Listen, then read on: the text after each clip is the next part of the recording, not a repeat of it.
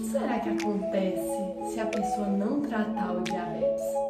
É possível morrer de diabetes?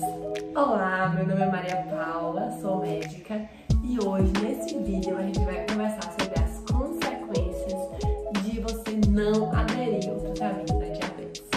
Vamos lá? E aí, me conta, você tem diabetes? Se você tiver diabetes, conta aqui embaixo há quanto tempo você tem e de que tipo é, diabetes tipo 1 ou diabetes tipo 2, porque isso é importantíssimo.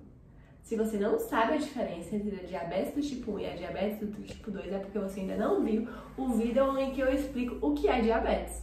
No final desse, você pode aproveitar para ir assistir o outro, para a gente poder ficar a par de tudo sobre essa doença. Nesse vídeo especificamente, a gente vai conversar sobre as complicações da diabetes, que estão muito relacionadas à não adesão ao tratamento. Você hoje desenvolveu diabetes, seja ela do tipo 1 ou do tipo 2, e você está tratando.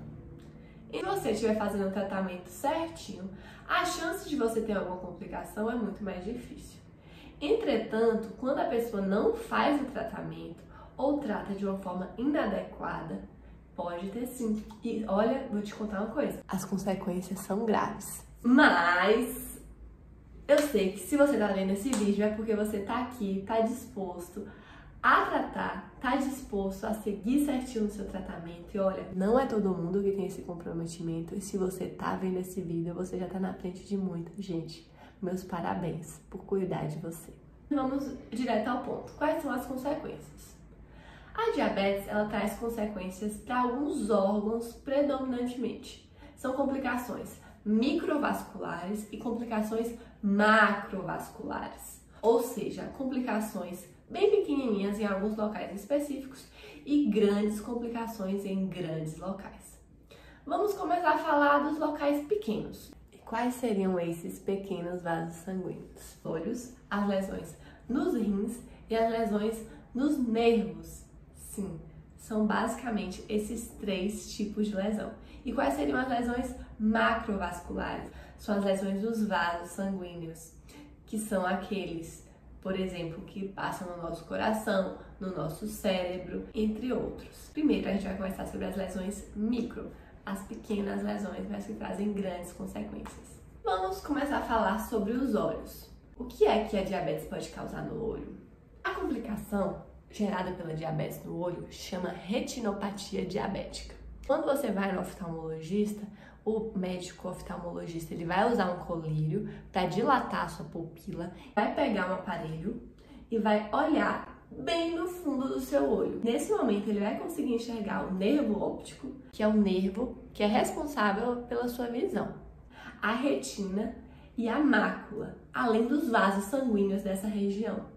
Por isso é importantíssimo fazer esse exame, uma vez que a diabetes ela afeta justamente esses pequenos vasos e essas estruturas que eu acabei de mencionar. Isso é importantíssimo para a gente descartar a retinopatia diabética e fazer esse acompanhamento direitinho, porque o açúcar alto no sangue causa lesão nessas estruturas e você não quer que isso aconteça. A segunda estrutura são os rins. Os rins, os nossos órgãos que ficam nessa região aqui de trás das nossas costas e são responsáveis pela filtração do nosso sangue. O que acontece com muitos pacientes diabéticos é que esses rins começam a falhar ao longo dos anos, caso a pessoa não trate a doença. A gente pode ver através de um exame chamado microalbuminúria. Nesse exame, a gente consegue identificar se os seus rins já estão começando a ser prejudicados pela diabetes. Pausa esse vídeo agora, vai lá na sua pastinha, pegue seus exames que a gente vai acompanhar ao longo desse vídeo falando sobre alguns exames para você conferir se você já fez e se você não fez, você cobre do seu médico realizar. Esse exame microalbuminúria não é um exame de sangue, é um exame de urina. Vai avaliar a quantidade de proteína, digamos assim, que está saindo da sua urina. O ideal é que não saia proteína da urina. Dessa forma, ele é um exame muito utilizado para você avaliar o início da lesão renal em paciente diabético. Existem também outros exames de sangue que a gente pode fazer para a gente ver como é que está o rim. E ele se chama creatinina, Através dele, a gente consegue também calcular a função renal do paciente e a gente consegue ver como é que está esse rim dele, se ele está trabalhando direitinho ou não. Então, são esses dois exames que você pode conferir na sua lista aí. Já pegou seus exames? Se você não pegou, tá esperando o quê para pegar? Vou te ajudar a olhar seus exames. Aqui eu te ensino, certo? Eu não tô aqui só para poder te dar um monte de informação à toa. Eu quero que você entenda. É por isso que eu tô aqui. Essa é a minha missão. E a terceira lesão microvascular é nos nervos. Aquela lesãozinha que vai lá aos pouquinhos machucando os seus nervos e vai fazendo com que você sinta uma queimação horrível no final da noite. Ou uma sensação de formigamento. Tem muita gente que se queixa de sensação de formigamento, de queimação, e às vezes nem sabe que é diabetes. Tudo isso é ocasionado pelo açúcar alto no sangue, que vai fazendo pequenas lesões nos nossos nervos. E é por isso que é importante que a pessoa também faça anualmente o exame do microfilamento, que é um exame no qual o médico ou o enfermeiro avalia o pé do paciente através de um instrumento chamado microfilamento. A diabetes, ela prejudica a nossa sensibilidade. E isso faz com que você, além de sentir a sensação de queimação, essa sensação de desconforto nos membros inferiores, faz com que você perca a sensibilidade e digamos que um dia você está andando descalço, cortou o pé e não sentiu. Isso é ruim, porque esse ferimento ele pode aumentar, pode causar uma lesão grande e fazer inclusive com que você perca ou o dedo ou o pé. Você conhece alguém que já perdeu o pé, algum dedo ou alguma parte do corpo devido a diabetes? Se você conhecer, comenta aqui embaixo para que as outras pessoas elas saibam também. Falamos agora das lesões micro, vamos falar das lesões macro. Uma das lesões macrovasculares que mais causam medo das pessoas é o AVC, acidente vascular cerebral, também conhecido como derrame, que é aquele em que a pessoa do nada começa a ficar com um sorriso meio torto, não consegue falar direito, ou andou muito forte na cabeça. É importante que você conheça os sinais do AVC para que você consiga identificar. Do nada, uma pessoa que era normal parou de mexer um lado do corpo e não está conseguindo falar direito. Pode ser que seja um AVC. Deve correr para a emergência e procurar um médico que pode matar e que pode trazer graves consequências, como é o caso de pessoas que ficam com sequelas motoras sem conseguir andar porque elas tiveram um derrame. Dessa forma, é importante que você cuide da sua saúde e evite consequências como essas.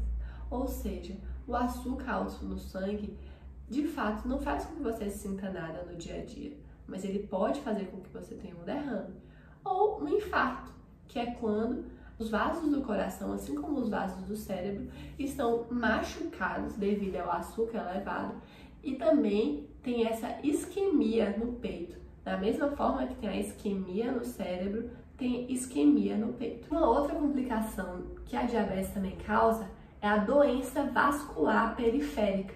A gente está falando aqui de vários tipos de doença vascular. Eu falei da doença vascular no cérebro, falei da doença vascular no coração e estou falando agora da doença vascular nos membros inferiores, digamos assim, a doença vascular periférica, que acontece na periferia do nosso corpo. Da mesma forma que a pessoa, quando está com uma angina, que é uma dor no peito, quando ela faz um exercício, a pessoa também pode ter uma angina, uma dor na perna, como se fosse um infarto da perna. Seria o infarto da perna. É chamado de claudicação intermitente quando a pessoa começa a andar e começa a sentir dor. Esse é o termo médico. Os vasos sanguíneos da perna, eles estão sendo prejudicados pelo açúcar alto, fazendo com que você sinta dor quando você anda. Isso também traz consequências vasculares e precisa ser tratado de perto. A gente conversou aqui agora sobre inúmeras complicações da diabetes. Como você viu, a gente tem complicações pequenas e complicações grandes. O que é que você vai fazer agora para evitar esse tipo de complicação? Não sei. É importante você saber a frequência em que você deve fazer exames de sangue. E quando você vai começar isso? Quando a pessoa tem diabetes do tipo 2, ela deve começar essa investigação no momento do diagnóstico. Assim que você descobriu que você tem diabetes, você deve começar e fazer isso todos os anos. Quando é uma diabetes do tipo 1, deve ser começada depois de uns 5 anos, mais ou menos. Por quê? Como a gente conversou aqui, a diabetes é uma doença silenciosa. Significa que você está com a diabetes talvez há muito tempo e nem sabia, porque ela não dá sintomas. Ou melhor, ela até dá, mas os sintomas não são nada assim, por exemplo, uma dor de cabeça, que você percebe que está sentindo dor de cabeça e vai procurar entender o motivo disso. São sintomas bem silenciosos e se você quer saber quais são esses sintomas, procure um outro vídeo no qual a gente fala justamente sobre esses sintomas da diabetes. Devido a esse silêncio da doença, é importante que a gente investigue sempre essas complicações para que a gente tenha certeza de que você está saudável. Combinado? Respondendo a pergunta no início do vídeo, quando uma pessoa falece, a gente não coloca no atestado de óbito causa da morte diabetes.